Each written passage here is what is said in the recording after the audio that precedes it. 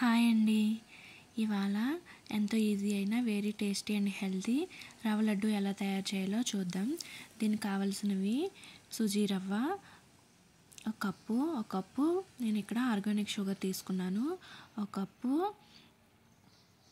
నేను కొబ్బరి తురుము తీసుకున్నాను. కొన్ని కిస్మిస్లు తీసుకున్నాను. ముందుగా స్టవ్ వెలిగించుకుని మూకుడు పెట్టుకుని అందులో నెయ్యి వేసుకోవాలి. నెయ్యి వేసుకున్న తర్వాత అందులో కిస్మిస్లు వేసుకుని వేయించుకోవాలి.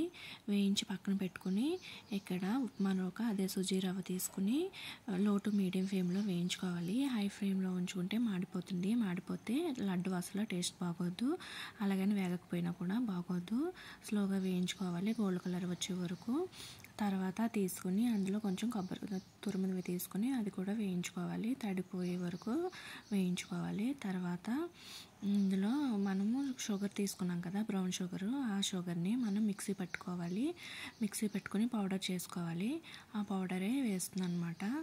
యాలకులు ఉంటే ఆ యాలక్కాయలు కూడా అందులో వేసుకొని మిక్సీ పట్టుకోవచ్చు. నేను ఆల్రెడీ నా దగ్గర పౌడర్ ఉందని పౌడర్ వేసుకున్నాను.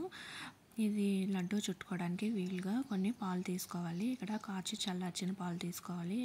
పాలు ఎన్నో పడవు, కొన్ని పడతాయి. ఒక 2 టేబుల్ స్పూన్స్ అలా పడతాయి. అవి వేసుకుని మనకు లడ్డు చుట్టుకునే విధంగా మనకి లడ్డు చుట్టుకోవడానికి కావాల్సిన కొన్ని పాలు తీసుకుని లడ్డూలు చుట్టుకోవాలి. ఇది పిల్లలకి పెట్టవచ్చు, పెద్దవాళ్ళకి అందరికీ పెట్టవచ్చు.